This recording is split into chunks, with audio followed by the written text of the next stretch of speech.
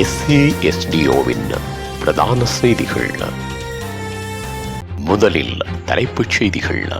சயித் கட்சியுடன் பேச்சுவார்த்தை நடத்த இணங்கியுள்ள ரணில் தரப்பு. ரயில் டிக்கெட் மாஃபியா குறித்து சிஐடி விசாரணை. 108 கிலோ கேரளா கஞ்சாவுடன் 4 பேர் கைது. மன்னாரில் இளம்பெண் சடலமாக மீட்பு. அதிபர் டிரம்ப் பதவியேற்பு விழாவில் தமிழர்களின் பாரம்பரிய உடையில் வந்த நீடா அம்பானி. தொடர்வன விரிவான செய்திகள். தாயக செய்திகள். மஹிந்த ராஜபக்சவை பயங்கரவாதிகளுக்கு பலிகாட்டாவாக்கும் முயற்சியில் அரசாங்கம் இவ்வாறு செயற்படுவதாக ஸ்ரீலங்கா பொதுஜன பெரமுனவின் பொதுச் செயலாளர் சாகர காரியவசம் சந்தேகம் வெளியிட்டுள்ளார். மஹிந்த ராஜபக்சவின் விஜயராம வீட்டை அரசாங்கம் கையகப்படுத்தும் என ஜனாதிபதி தெரிவித்திருந்த கருத்துக்கு பதிலளிக்கும் வகையில் இடம்பெற்ற ஊடகவியலாளர் சந்திப்பின் போது காரியவசம் இதனை தெரிவித்துள்ளார். மேலும் அரசியல் ஆதாரங்களை பெறுவதற்காக நாட்டை காப்பாற்றிய தலைவரின் பாதுகாப்பை நீக்கவோ அல்லது விஜயராமாவின் வீட்டிலிருந்து அவரை அகற்றவோ மேற்கொள்ளும் எந்த ஒரு முயற்சிக்கும் வெறுப்புடன் கண்டிப்பதாகவும் அவர் குறிப்பிட்டுள்ளார். அத்தோடு குறித்த விடயங்கள் யாருடைய நலனுக்காக செயற்படுத்தப்படுகிறது என்பதையும் உடனடியாக வெளிப்படுத்த வேண்டும் எனவும் சாகர காரியவசம் வலியுறுத்தியுள்ளார். இந்நிலையில் களத்துறையில் நேற்றைய தினம் இடம்பெற்ற கூட்டம் ஒன்றில் முன்னாள் ஜனாதிபதி மஹிந்த ராஜபக்ச தனது இல்லத்துக்கு வாடகையாக 4.6 மில்லியன் செலுத்த வேண்டும் அல்லது அதனை விட்டு வெளியேற வேண்டும் என ஜனாதிபதி அன்றகுமார குறிப்பிட்டிருந்தார். இவ்வாறான ஒரு பின்னணியில் ஜனாதிபதி அன்றகுமார திசாநாயக்காவின் இந்த கருத்துக்கு மஹிந்த ஆதரவு தரப்புகள் எதிர்ப்பு தெரிவித்து வருகின்றமை குறிப்பிடத்தக்கது. ஐக்கிய மக்கள் சக்தியுடன் உரையாடலை ஆரம்பிப்பதற்கு முன்மொழிவுகள் ஐக்கிய தேசிய கட்சியின் செயற்குழு ஒப்புதல் வழங்கியுள்ளது. கட்சியின் செயற்குழு இந்த ஒப்புதல் வழங்கியுள்ளதாக கட்சியின் துணைத் தலைவர் ருவான் விஜயரத்ன தெரிவித்துள்ளார். ஆளும் தேசிய மக்கள் சக்திக்கு சவால் விடும் வகையில் ஐக்கிய தேசிய கட்சியும் ஐக்கிய மக்கள் சக்தியும் இணைந்து செயற்பட வேண்டும் என்ற கோரிக்கை வலுப்பெற்று வருகிறது. இதனையடுத்து இதற்கான உரையாடலுக்கு ஏற்கனவே சயித் பிரேமதாச தலைமையிலான ஐக்கிய மக்கள் சக்தி தமது ஒப்புதலை வழங்கியிருந்தது. அத்துடன் அதற்கான ஒன்றையும் அமைத்திருந்தது. இந்நிலையிலேயே ஐக்கிய தேசிய கட்சியின் செயற்குழுவும் தமது ஒப்புதலை வழங்கியுள்ளமை குறிப்பிடத்தக்கது.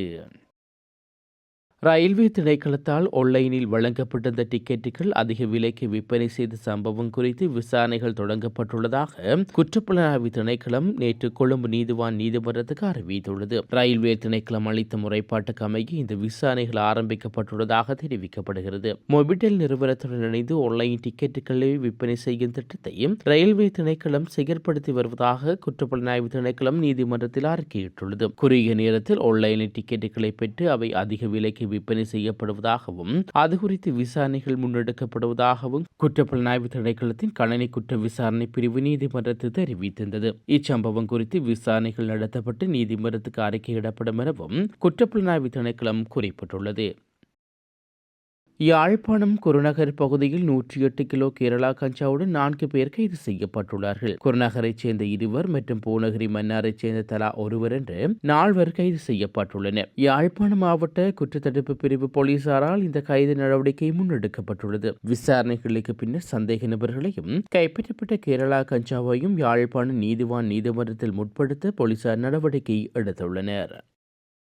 மன்னார் போலீஸ் பிரிவுக்குட்பட்ட தோட்டக்காட்டு ரயில் கடவையின் அருகில் இளம்பெண் ஒருவரின் சடலம் நேற்று காலை அடையாளம் காணப்பட்டுள்ளது. தலைமன்னாரிலிருந்து கொழும்பு நோக்கி பயணித்த ரயிலில் குறித்த பெண் மோதி உயிரிழந்திருக்கலாம் என்று தெரிவிக்கப்பட்டுள்ளது. குறித்த பெண் மன்னார் ஜீவபுரம் பகுதியில் வசித்து வந்துள்ள நிலையில் வெள்ளம் காரணமாக தற்காலிகமாக தோட்டக்காட்டில் உள்ள உறவினர் வீட்டில் தங்கியிருந்த நிலையில் குறித்த சம்பவம் இடம்பெற்றுள்ளதாக தெரிவிக்கப்படுகிறது. சம்பவம் தொடர்பாக மன்னார் போலீசார் மேலதிக விசாரணைகளை மேற்கொண்டு வருகின்றனர்.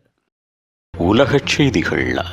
அமெரிக்க அதிபராக தேர்ந்தெடுக்கப்பட்டுள்ள டொனால்ட் ட்ரம்ப் பதவியேற்பு விழாவில் இந்தியா சார்பில் வெளியுறவு மந்திரி ஜெய்சங்கர் மற்றும் பிரபல இந்திய தொழிலதிபரான முகேஷ் அம்பானி நீடா அம்பானி பங்கேற்றனர். குறித்த நிகழ்ச்சியில் நீடா அம்பானி காஞ்சிபுரம் பட்டு சேலை அணிந்து வலம் வந்தது பலரையும் கவர்ந்துள்ளது. அவர் அணிந்திருந்த காஞ்சி பட்டு சேலையில் காஞ்சிபுரத்தில் பழம்பெரும் வாய்ந்த கோயில்களின் சிறப்பை வெளிக்காட்டும் வகையில் ட்ரம்ப் விழாவில் காஞ்சி பட்டு சேலையில் நீடா அம்பானி மயில் கோபுரங்கள் இடம்பெற்றிருந்தன.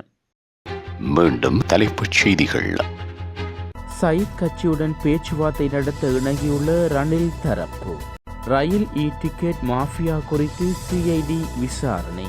108 கிலோ கேரளா கஞ்சாவுடன் 4 பேர் கைது. மன்னாரில் இளம்பெண் சடலமாக மீட்பு.